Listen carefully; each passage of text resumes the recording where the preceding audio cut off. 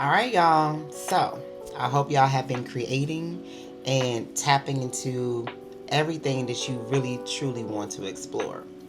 But I want to talk about something that is not really discussed enough, and I kind of want to lean into my own personal experiences, which I normally do.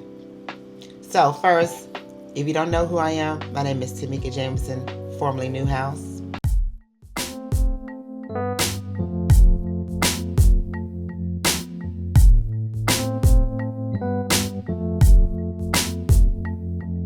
I am Tamika Jameson. A lot of you may know me as Tamika Newhouse. I am a national best-selling author. I've written 17 novels, 5 nonfiction projects. I'm in the process of releasing my second documentary, as well as I'm a producer.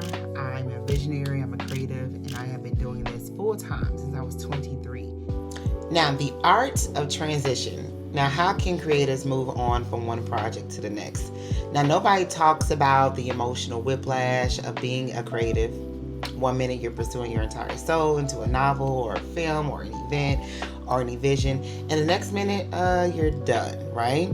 And suddenly you're expected to dive into something new, like you didn't just empty yourself into this last project. Also, too, you're still kind of connected to the last project. So today I want to talk about a space that's a little awkward, a little uncomfortable, but it's a necessary transition. The messy in between where you're not who you were when you started, but you're not yet who you're becoming for the next project. So it's kind of weird.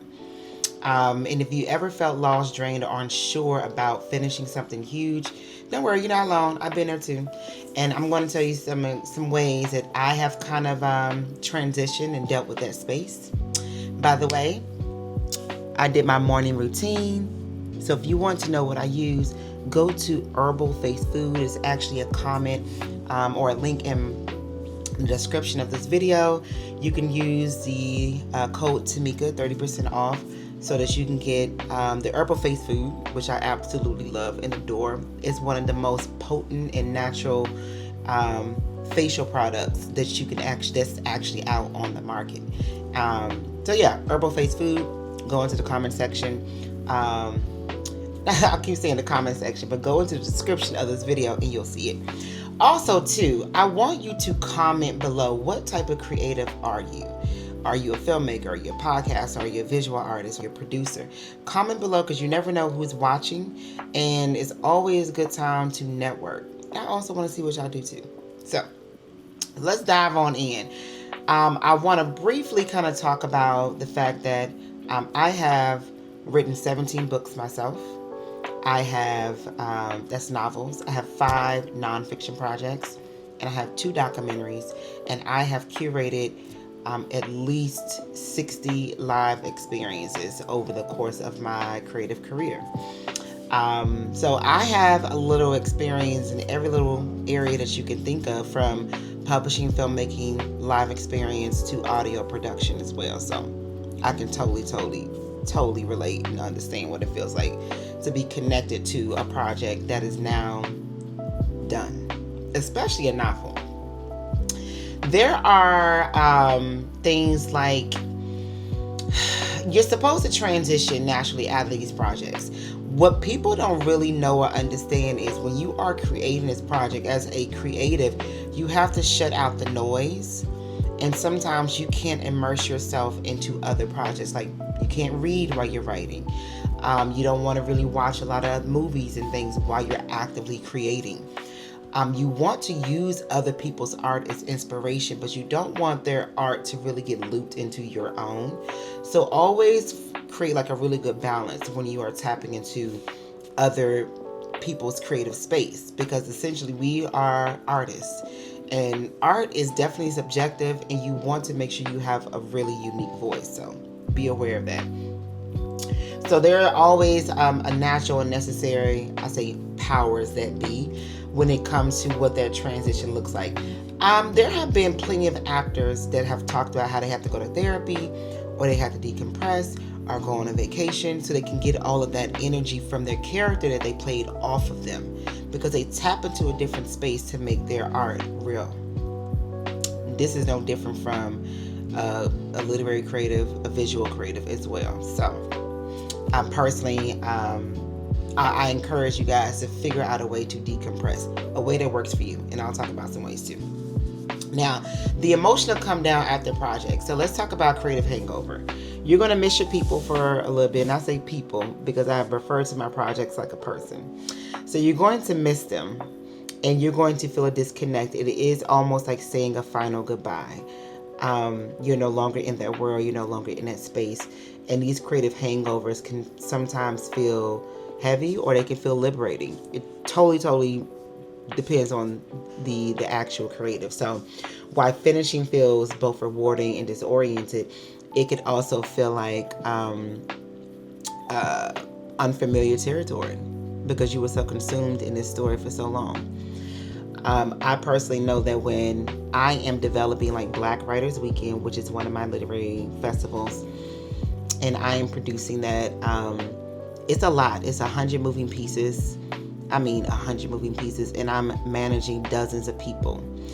And when it's leading up to it, it's a lot to do. Like you're going down a process, an assembly line, you're checking everything, you're making sure that you're hitting all of your marks. You want to make sure you don't leave anything behind or forget something. But then when it's over, it's almost like a dead silence. I don't know if you know what the white noise sounds like, but it's like you're going into oblivience of just, like, what am I supposed to be doing now? There's nothing to do. Like the chaos is gone. And now it's this awkwardly, I would say polarizing silence, stillness. What that looks like for everyone is completely different. But for me, it's liberating. Just for a little bit, because a lot of me is connected to chaos when it comes to how I create. I need to sometimes feel busy and have these things that I'm multitasking and doing. So if I don't feel the urge of boom, boom, boom, boom, boom, I get a little bit sluggish, So even though it is rewarding to complete something, it's like, okay, what am I doing now? So there's always a creative hangover, and it's always that weird space. But that is a-okay. That's a part of the process. You want to give yourself a little wiggle room or a little break in between spaces. Because if you were actively creating a story about Jane and Jack, and now you're about to tap into a story about Andrea and Andrew, you don't want to get those personalities meshed into these people. You also want to take some time to get to know these people that now you're about to create. What are their likeness? What is their personality? What is their style? You got to really kind of take some time to connect with them. So having that decompress is a-okay. Now, learning to complete the emotional cycle. We'll be so quick sometimes to jump from project to project, and we're not giving ourselves some time in between. So this is what you can actually do. These are just some things I do. I go on a trip. After every Black Writers Weekend experience, I'm taking a flight somewhere. This past year, I was in Mexico for 3 months. I'm going to be somewhere else for several weeks at a time. And then it will continue on that cycle, especially after a big project, because I want to decompress my brain. You can also journal. Join some writing classes. I also curate writing class meetups in Atlanta, Georgia. So if you're ever interested in connecting with creatives, go to patreon.com/AAMBCINK, and that is our virtual space, and we share our physical events in that community. So that's Patreon.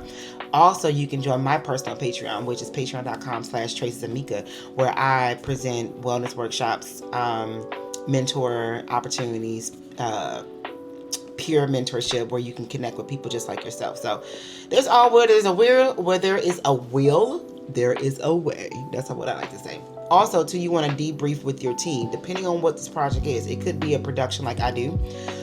It could be a movie. It could be a podcast season. But you want to debrief with them. Talk about what went right, what they like, what's some new ideas for the next time, for the next season. And then just overall assess the project itself. And then you want to immediately, when that project is done, you want to do a reset of just doing nothing. Do some regular stuff. Cook, watch some TV, take a long bath, go out to dinner with friends. But you want to do this like immediately for the next few days after that project. Maybe 3, maybe a week. After that, get back to work. Now, you want to identify when you have not emotionally transitioned effectively just yet. You could be irritable. You can also have your nights can be sleepless. You could be tossing and turning. Your brain hasn't shut down. So a way that you can tap into these things is you can feel your body being uneasy and you're needing to you're processing. You're always jotting down notes and your brain's like do do do do do do do do do do do. So the way that you can really truly do this is you can do some breathing, you can do some meditating, and you can just ensure that you're listening to your body and reset your mind and make sure that you're getting that oxygen to your brain. So meditation, yoga, and walks outside. They don't call Mother Nature mother for no reason. So let Mother Nature mother you. Now, resetting your creative energy. Now, you can recalibrate before jumping into something new. So you could just do something freely, something that's not quite a project that's meant for something. Just create just to create, right? Some of your small habits and hobbies and routines, those may help. Going to the farmer's market, going out for drinks with your friend, candle making classes, anything that you feel that will help you just decompress and wind down. I like to say that life is research. So make sure you're always connecting with life. It's going to inspire your creativity somehow. And you want to give yourself permission to slow down. We are not robots, y'all. So always make sure that you are slowing down and you're definitely pacing yourself. Now, the difference between resting and quitting. Why do we got to explain this? But resting and quitting. Quitting means that's it. You stop. You're not going back. That's not what it means. Resting is almost like yielding. You know, at the stoplights, you have red, yellow, green. Yellow is at resting phase. It's more like a smooth slow down, a gentle stop, and then you'll go back again. So just always kind of remember, like, hey, a hard stop doesn't mean like boom instantly if that doesn't work for you. But understanding how to ease into that transition won't be a shock to your system. Now, when you are starting your next project, you will know when it's personally time, because as a creative, you need to always constantly be creating. So figure out how to best break down how you'll step into this new project and create a process that works for you. Make sure that it's seamless. I always say that organization is the closest thing to success. So be organized with your project, be organized with your thoughts, and be intentional with your days. You can't do everything every day. And then, of course, understanding what your creative style is. Tap into that, and don't be afraid sometimes to try different styles.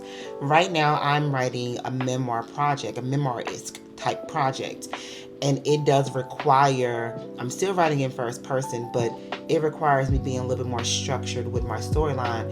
And I can't freely just write. I have to write with more intention. And so this is challenging me a little bit, which I think is really, really good. You always want to challenge, kind of stretch yourself a little bit. Now, you avoid being overwhelmed by just making sure that you're not doing too much too soon, that you are organized and you have a clear goal and you have set milestones in between. Now, I have talked about this in organization before and plenty of my other workshops on my YouTube channel. So make sure you are subscribing to my YouTube channel, Tracy Tamika, so you can tap into all of these tips that I have given out for creators to be successful, to be intentional, and to be organized. Now, your creative identity may shift, and that's okay. So each project really kind of demands a new version of you, or like something new out of you. And that also shows growth. You don't want to be the same type of person and creative that you were 5 years ago, 10 years ago, even last year. So embrace the change and embrace newness. You want to give yourself the opportunity to grow your voice. This is why natural singers have vocal coach trainers. This is why people that act go to acting classes. They are working on their craft, and that's the same thing that you should be doing with your creativity. Tapping into something that's helping you to train that creative muscle that will help you identify great things that you haven't tapped into just yet. So be open to those things, okay? And for me personally, I am, when I got ready to tap into my first audio project, which is Traces Amika, which is streaming on Spotify. You can watch it here on my YouTube channel as well. And there is a documentary streaming on Tubi and Amazon Prime. That's Traces Amika. I took time to really connect with my why. Why am I doing this? Am I getting the story out effectively? And is it hitting all those goals? And because this was a new space, I studied some of the other projects in this space to ensure that I was, hitting all the marks and seeing what else I can do, because never assume that you know everything. So I want you to but understand what type of creative you are, understand when it's time to reset, figure out some really good hobbies to transition in between your projects, rest and reset versus quitting or getting frustrated, and being organized is super, super, super key. Remember, I give out so many of these tips on my Patreon, patreon.com/Traces Amika. You can join my writing community with my organization, AAMBC, by going to patreon.com/AAMBCINK. And make sure you come to Black Writers Weekend. Go to blackwritersweekend.com and you can find out more. Okay, y'all, so I have so much more tips to give, so make sure you are subscribed to my YouTube channel. If you like the clearness that you see in my face, go into the description of this video and select that link for Herbal Face Food.